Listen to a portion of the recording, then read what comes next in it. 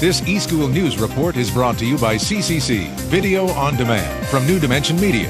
The best core curriculum content, the latest technology, the new leader in video on demand. Visit us at ndmccc.com.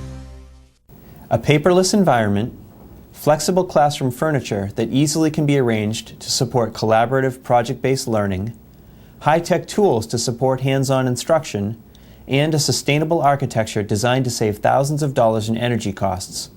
All of these innovations mark Philadelphia's new School of the Future, which opened its doors to students for the first time September 7th.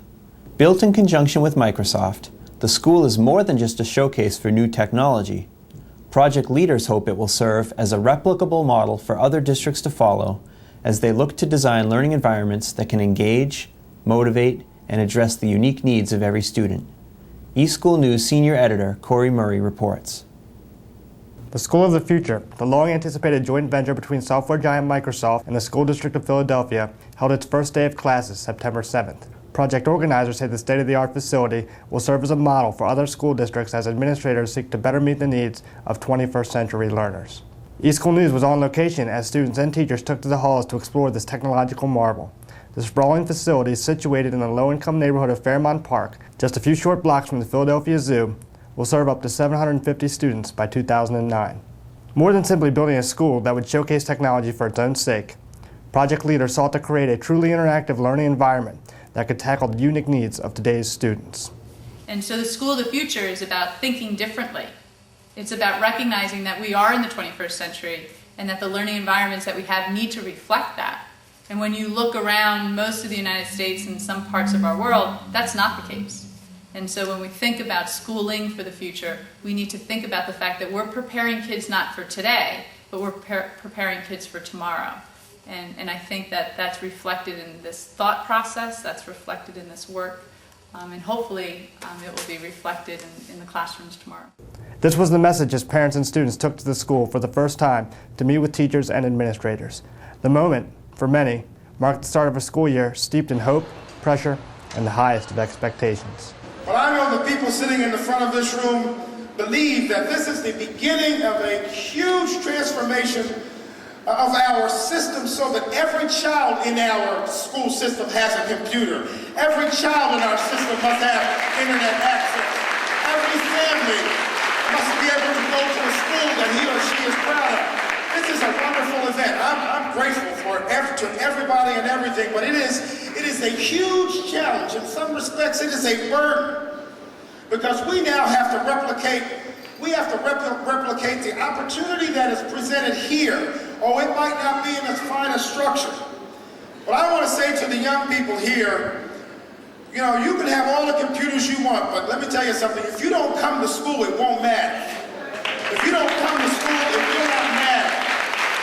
And even if you come to school and if you don't dedicate yourselves, and if you take those computers home and if you put them on the shelf someplace and if they gather up dust, and if they're too complicated, and if you just decide, I just don't want to be bothered with it, if you don't make a reciprocal effort to do everything you can to meet the environment that you're in, you know what, it won't even matter. The progress that you make in life and meeting your expectations is going to be about as much as what you have in here as what it is that you have out here. More than simply putting computers in classrooms, the School of the Future looks to apply technology prescriptively, complementing the individual learning habits of its students. In order to help students succeed, the school has been outfitted with the latest in high-tech communications and learning devices, from laptops with campus-wide wireless access and advanced video streaming technologies to personal smart cards used by students to buy lunches, check out library books, and even open and close lockers in the hallways. The School of the Future has the most advanced wireless infrastructure, not only in the U.S. but probably in the world, in any type of organization actually. And the infrastructure has been deployed so that there's wireless coverage wall to wall, every floor, every classroom, every lab. But not only that, one of the biggest advantages that the school has it has capacity, bandwidth, wireless bandwidth, approaching close to a gigabit of throughput. So that means there's tremendous capacity for any laptop video streaming application, voice application, or learning application. Looking to create a more engaging environment, The school also is equipped with several special learning rooms, including a state-of-the-art life skills room. Built specifically for students with special needs, this unique classroom is built to resemble a family room and includes a kitchen and living room, and is designed so special education teachers can help students master the challenges of daily living. Among its many features, the room boasts a specially designed active board electronic whiteboard from British technology vendor Promethean. The boards installed throughout the building are intended to better engage students in daily activities and provide teachers with a new mode of presentation. This is new interactive technology that focuses on getting the children to be interactive with the class lessons. We have different resources, different class state standard testing initiatives that we use to help increase the grades, bring more creativity to our classroom, and have actually a better attention span for the product. While technology no doubt will play a central role in all that students see and do, Shirley Grover, the school's top administrator, says the real challenge for the school of the future lies not in using the latest solutions, but in leveraging the resources available throughout the school to improve student learning. Truly, it's about maximizing that capacity. And I think that the kids are ready and this community is ready. With all the support from all the people around, there's just no way but to succeed.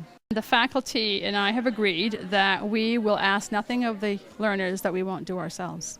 And so we were hired because of certain competencies. Our kids have to exhibit certain adult competencies when they graduate, before they graduate, and as one of the many things. And the faculty has learning and development plan to continue growing and learning, and so do our kids, and so do I. Maximizing yourself means you push yourself, right? And they said downstairs, people said, meet your expectations, and I go, exceed your expectations. So one of the requirements for graduation is they have to apply to university and college. So we say 21st century skills. High school 21st century skills are great, but they're not sufficient. They're necessary, but not sufficient. So university is on their next docket, on their calendars. And then we hope for them to take their positions in life, which means great scientists, great mathematicians, certainly great leaders, writers. And of course, there are a number of kids that really believe they're going to be the next Bill Gates, which is okay too. They can be Bill Gates. Technology is going to help us to harness a lot of their energies and help us to connect for learning, higher level learning, and other farther away learning. But I think what's most important is the kids' sense of self, the power in their capabilities, knowing that if they connect with others, there's greater power to achieve whatever they want. In an interview with eSchool News, Philadelphia School District CEO Paul Vallis talked about his expectations for the school and its impact on other institutions, not only in West Philadelphia, but throughout the city. This classroom of the future is a model that can be replicated at very reasonable costs across the district. So we've already done 1,000 classrooms of the future. Our goal by the end of this year is to do another 2,500 classrooms of the future. And hopefully by the time my tour of duty is up here in 3 years, we will have done all of our classrooms at least 6th grade through 12th. So being able to take this classroom modernization design and replicate it across the system so that while you may not be going to the school building of the future, but there's no reason why you can't be educated in the classroom of the future. So this is more than just another quality neighborhood option for the children of West Philadelphia. It's also the school is also a R&D center. It's a research and development center where we're taking where we're taking superior construction models and we're incorporating it into the construction of many of our other buildings, and where we're taking this like classroom of the future model and we're replicating it across the system. Young people, it's time to go to school. From Philadelphia, this is Corey Murray.